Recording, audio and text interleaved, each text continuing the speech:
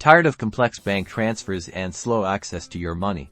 Let's dive into how to easily send money from your Revolut account to your bank account. Quick, safe, and simple.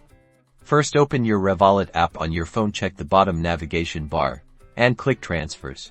Next, tap on Send. You'll see options. Choose New to add a bank recipient. Select Bank Transfer. You'll now need to input the recipient's bank details. This means the country the bank is in, the bank name, and the recipient's account details. These fields need to be filled out, or your transfer will not go through. These details are for the account you're transferring your money to. Next, enter the amount of money you'd like to transfer. After entering this amount, you will then tap Review before you send the money. Review the next screen carefully. Reviewing this screen is where you can ensure the amount and information on the recipient are entered correctly. A nice feature is the ability to add a memo or comment to the transfer. This is optional, but can be helpful for keeping track of your transactions once you've reviewed everything. If everything is correct, go ahead and click Send now. Congratulations! Your transfer is now on its way.